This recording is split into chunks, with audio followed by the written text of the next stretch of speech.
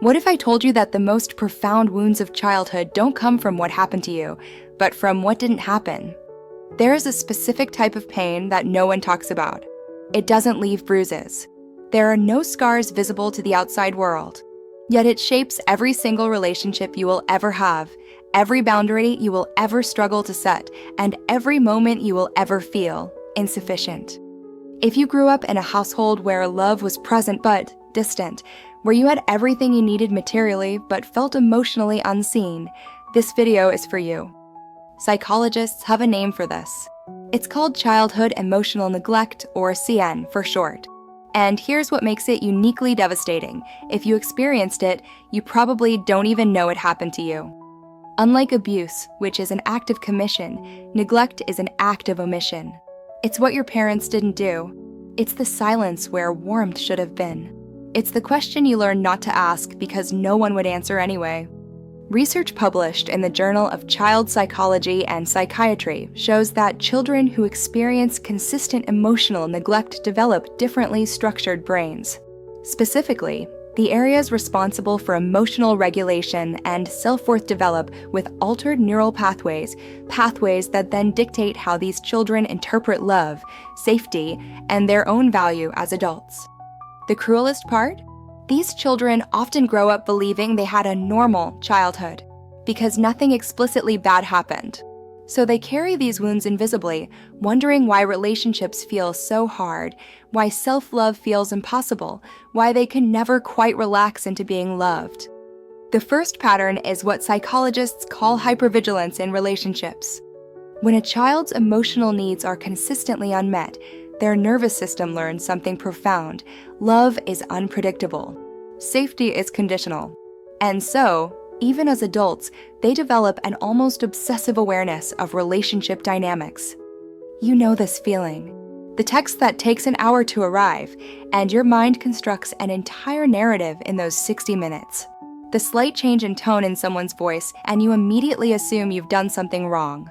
The constant scanning for exits, even in relationships that seem perfectly fine on the surface. This isn't paranoia. This is a survival mechanism that your brain developed to predict an unpredictable environment. Your nervous system learned, very early, that paying attention to emotional cues was essential for survival. And so it never stopped paying attention, even when you grew up, even when you were no longer in danger, even when you desperately wanted to just relax. The second pattern is what I call the love rejector, and it might be the most heartbreaking of all. Imagine receiving a compliment, something genuine and kind, and feeling uncomfortable. Feeling like you need to deflect it, diminish it, or immediately find a reason why it's not true.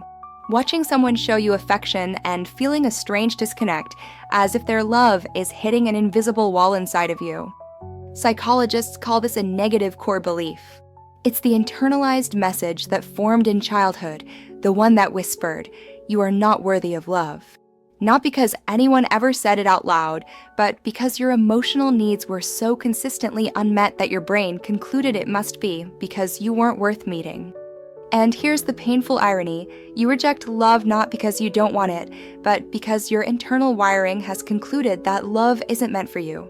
When someone shows you genuine affection, it creates a cognitive dissonance so uncomfortable that your only relief is to push it away. The third pattern is what I call the endless performer.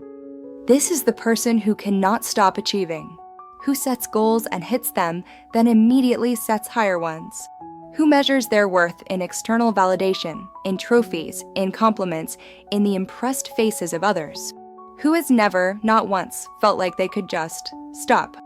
If you grew up in a household where love felt conditional, where approval came from what you achieved rather than who you were, then you learned something dangerous.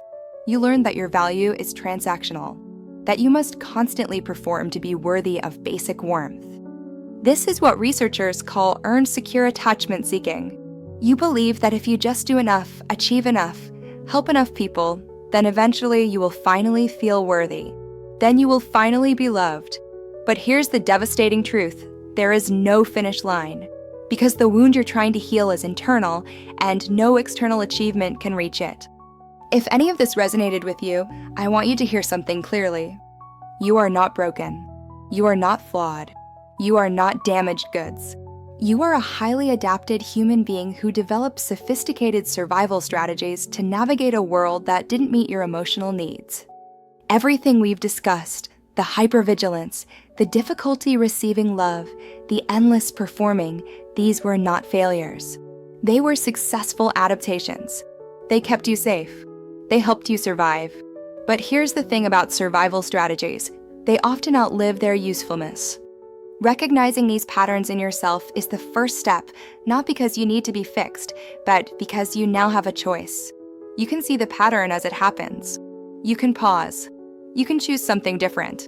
You can learn, as an adult, what your younger self never had the chance to learn, that you are inherently worthy, simply for existing. Healing from childhood emotional neglect isn't about blame.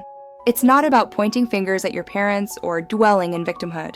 It's about understanding, deeply understanding, why you do what you do, and then making conscious choices about who you want to become. If this video resonated with you, you're not alone. Millions of people carry these same invisible wounds. And millions of people have walked the path of healing and found peace on the other side. The wound is the place where the light enters you. Rumi. Subscribe for more content on healing, growth, and understanding the invisible patterns that shape our lives.